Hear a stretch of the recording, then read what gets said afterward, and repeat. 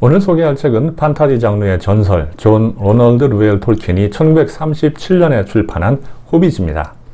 주인공 빌보가 간달프와 소린, 난쟁이들과 함께 화룡 스마우그가 차지한 궁전과 보물을 되찾기 위해 떠나는 모험극이죠. 프로도가 활약하는 반지의 제왕보다도 78년 앞선 시대가 배경이기에 프리퀄이라고 할 수 있습니다. 톨킨이 반지의 제왕과 호빗을 비롯한 작품에 설정한 세계관은 이후의 판타지 장르에 절대적인 영향을 줬습니다. 그가 창조한 세계관과 캐릭터 덕분에 지금 우리가 아는 판타지의 틀이 확정되었기에 톨킨을 판타지 장르의 개척자, 근현대 판타지의 아버지로 부르게 됩니다.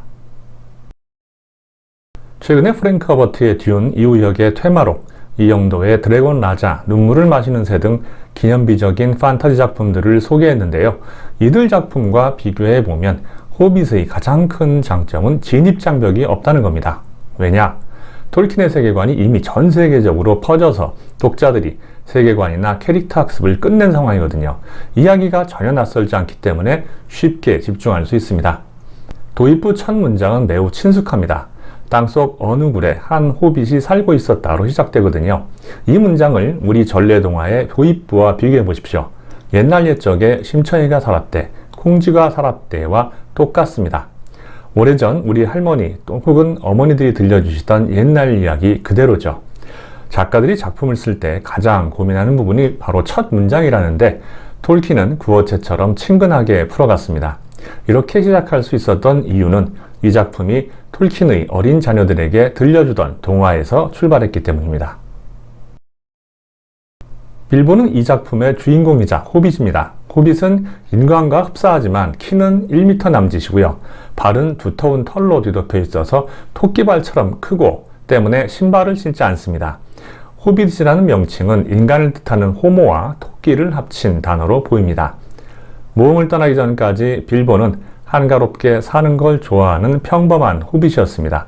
그런데 모험을 떠나서는 트롤들에게 잡히고 고블린에 쫓겨가면서 제목을 못한다고 비난받기도 하죠.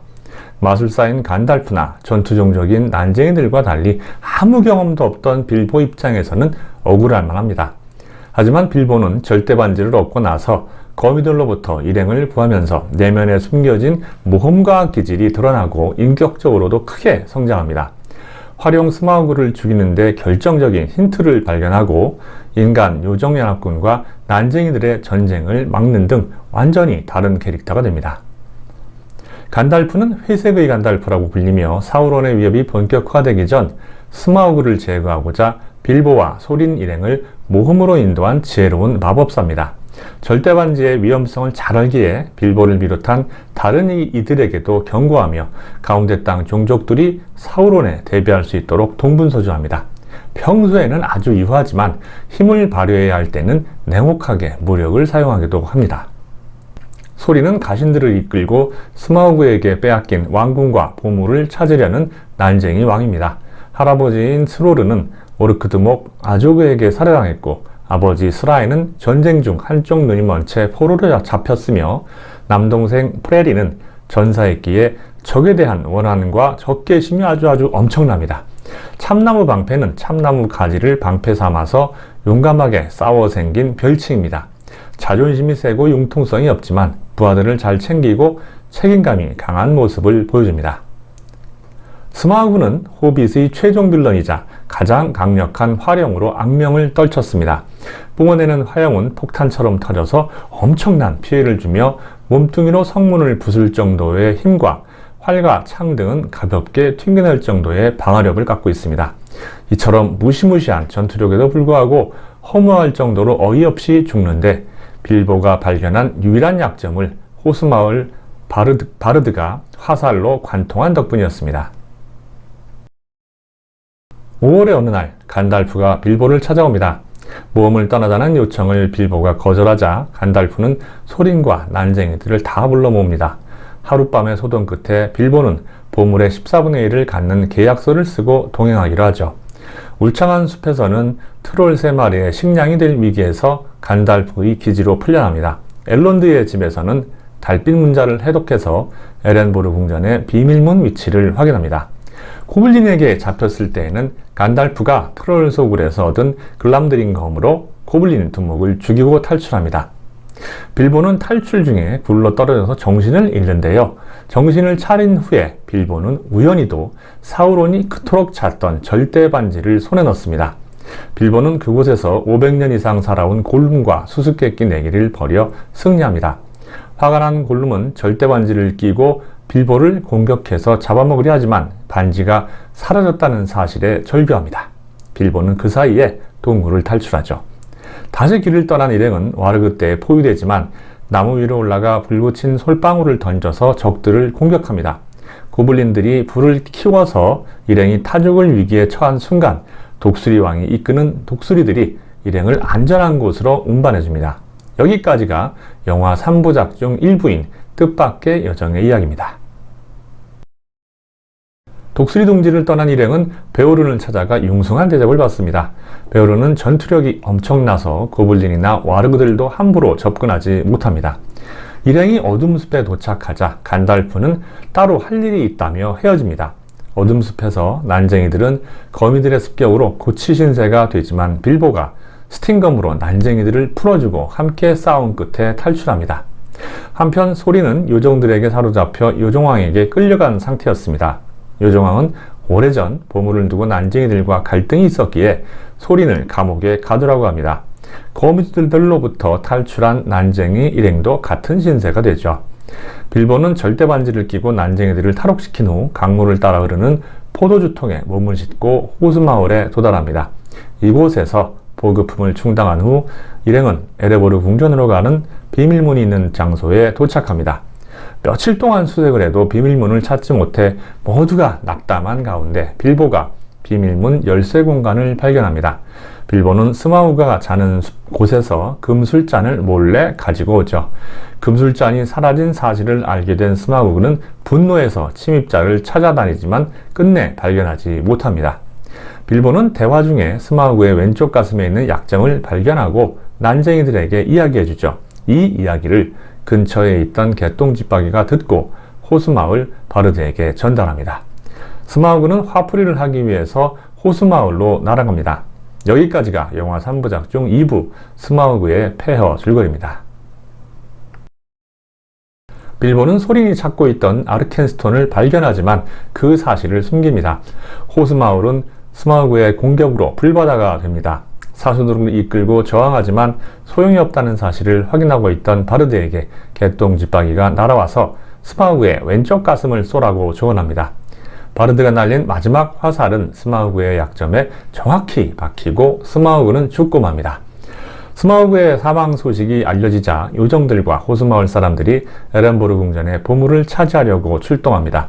바르드는 스마우그를 죽인 대가로 보물 중 12분의 1을 요구하지만 소리는 거절합니다. 10여 명의 난쟁이로 인간과 요정을 막는 건 불가능해 보였지만 소리는 이미 까마귀 로악을 시켜서 철산의 다인에게 구원 요청을 보낸 후였기에 자신이 있었던 겁니다.